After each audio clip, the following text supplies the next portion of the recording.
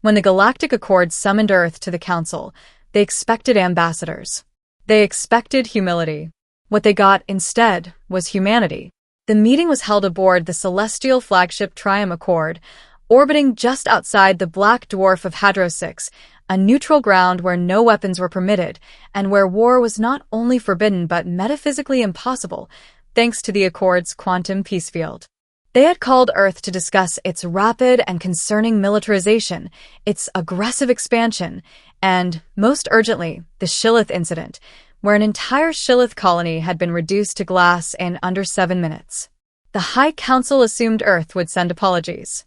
Instead, a ship arrived that didn't broadcast any diplomatic protocols, just a quiet hum of encrypted military channels.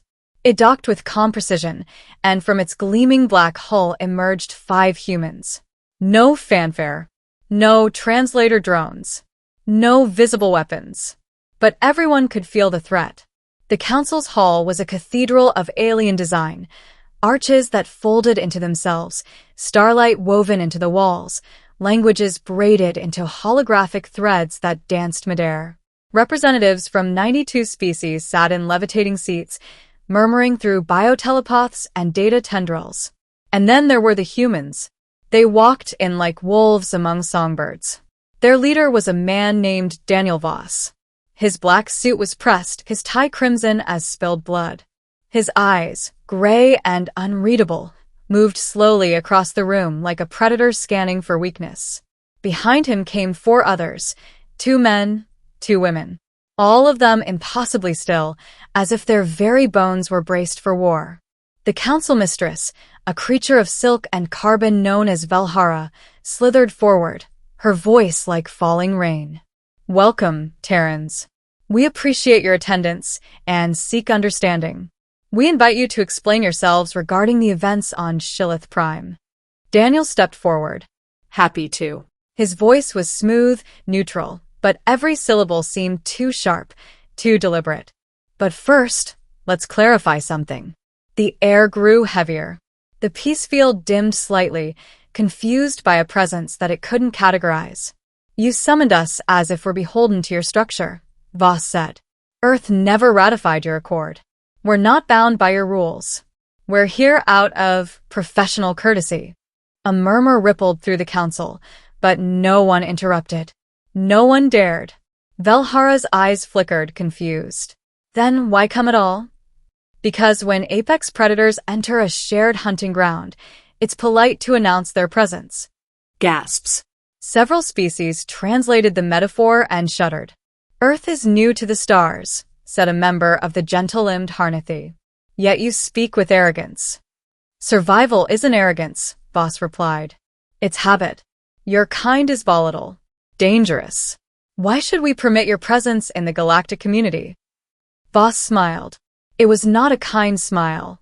"You mistake restraint for peace.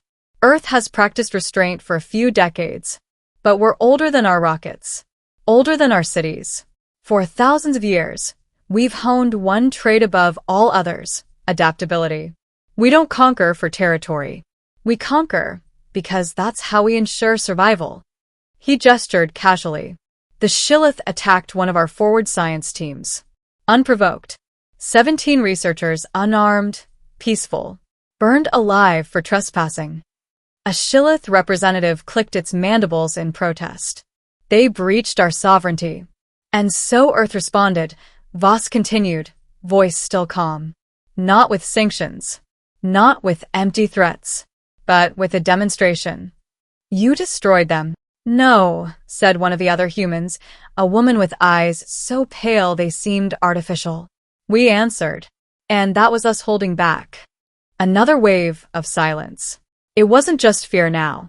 It was a realization. These weren't diplomats. These weren't warriors, either.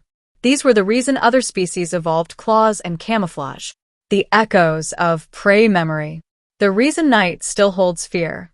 Velhara tried again, gently. "Surely there are alternatives. Mediation. Compromise." Voss nodded. "We love compromise. Ask the Valari. They tried to abduct children from one of our colonies. Now they run their species from a bunker 10 kilometers below their capital. The council grew tense. Another delegate, made of living stone, rumbled. And if we were to declare Earth an outlaw planet? Voss turned toward them slowly. Then we'd respond proportionally. Not out of hate, not out of anger, but because history has taught us that threats are resolved by clarity of intent. He paused. The universe is vast. We don't want dominion. We want distance. Respect. If you grant that, we'll share our science, our art, our cultures. We'll enrich the accord. And if we don't, the 5 humans looked at each other for a moment. We're the species that weaponized fire before we had language, said the pale-eyed woman. We split the atom not to power cities, but to end wars. We turned entire ecosystems into battlegrounds and came out stronger, another added.